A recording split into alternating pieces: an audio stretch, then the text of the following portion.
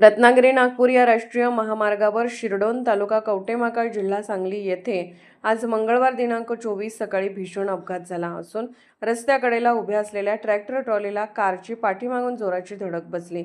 या अपघातात कोल्हापूर जिल्ह्यातील कसबा बावडा येथील पती-पत्नीचा जागीच मृत्यू झाला आहे।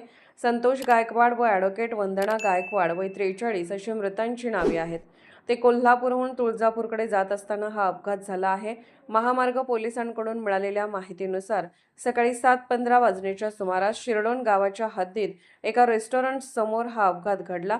संतोष गायकवाड हे पत्नीसोबत कारने MH09 FJ 2815 मिरजकडून तुळजापूरकडे जात होते। दरम्यान रस्त्याकडेला उभ्या असलेल्या ट्रॅक्टर ट्रॉली क्रमांक MH09 CJ 2671 ट्रॉली क्रमांक MH13T 0939 ला त्यांच्या कारची पाठीमागून जोरात धडक बसली।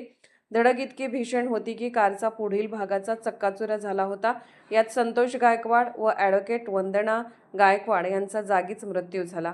अपघाताची माहिती मिळताच महामार्ग पोलीस उपनिरीक्षक अनिल सावळे, उपनिरीक्षक अरुण पाटील, पोलीस कर्मचारी महेश पोटे व श्रीकांत चालक थोरात यांनी घटनास्थळी धाव घेतली। त्यांनी तात्काळ पंचनामा करून मदत कार्य सुरू केले। स्थानिक नागरिकांनीही बचाव कार्याला हातभार लावला। अपघातानंतर ट्रॅक्टर चालक घटनास्थळावरून पसार झाला असून पोलिसांनी त्याचा शोध सुरू केला आहे। मृतदेह पुढील वैद्यकीय तपासणीसाठी कवठेमहांकाळ येथील उपजिल्हा रुग्णालयात पाठवण्यात आले असून कवठेमहांकाळ पोलिसात गुन्हा दाखल असून पोलीस अधिक तपास करत आहेत। महाराष्ट्र वेद न्यूजसाठी मुख्य संपादक लक्ष्मण सनगर, कवठेमहांकाळ।